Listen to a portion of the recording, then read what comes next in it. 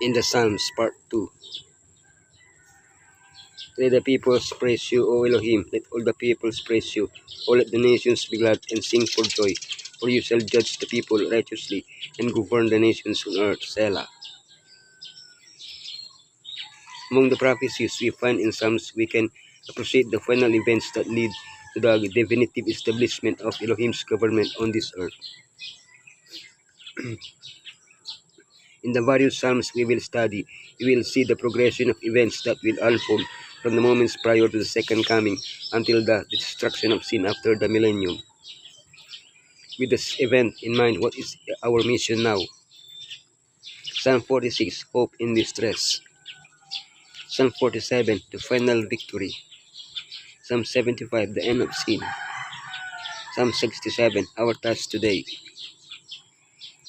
Hope in distress. Elohim is our refuge and strength, a never-present help in trouble. What events does Psalm 46 predict?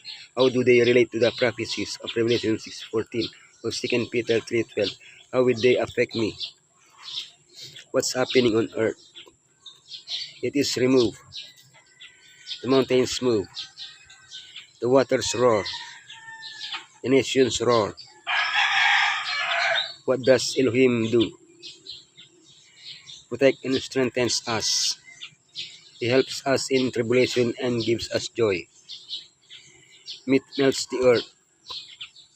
It is our refuge. He puts an end to wars. He is exalted and exalted among the nations.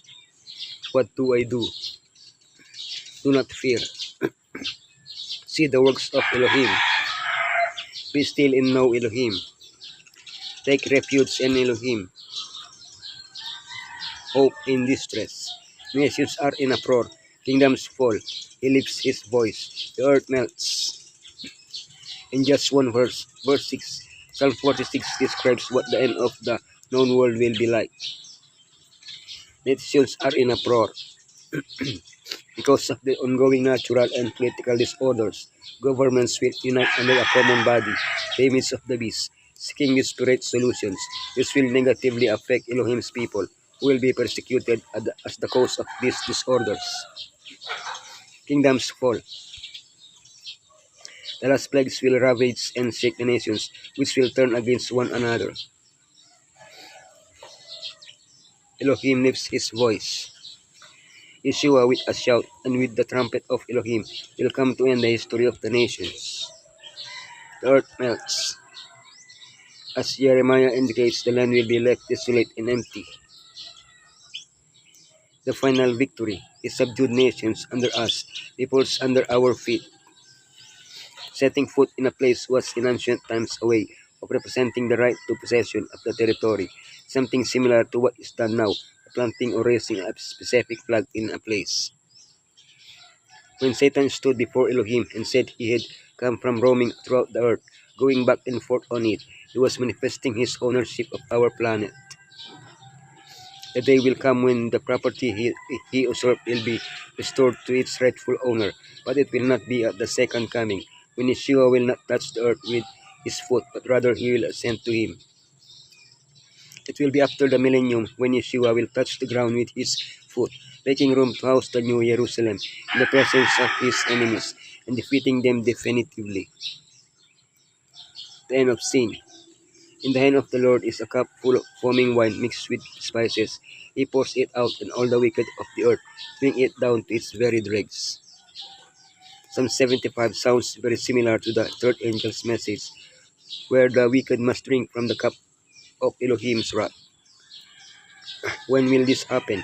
After the final judgment, when all the wicked will be destroyed in the lake of fire, which is the second death. The crucial point that determines the destiny of individuals and nations is pride, the pride of leaders seeking to maintain and increase their power, the pride of individuals, which leads them to stubbornly reject Elohim and exalt themselves and their most vile sins, which they proudly proclaim. But for the humble who submit to Elohim, the future will be very different, for we will be exalted by Elohim before all the universe. Our task today, so that your ways may be known on earth your salvation among all nations. Revelation tells us of a day when the glory of Elohim will shine so brightly that we will not need the light of the sun. Psalm 67:1 seems to anticipate that moment, asking Elohim to make his face shine on us. This idea is also present in the priestly blessing. Only Messiah's death on the cross makes it possible for Elohim's face to shine upon us. It is evident that this will only fully occur when we are with him. But can Elohim's face shine upon us now? Yes, but he doesn't do it just to make us happy and encouraged. Elohim's face shines upon us so that we may reflect his glory for the benefit of others, so that the world may know Elohim and praise him.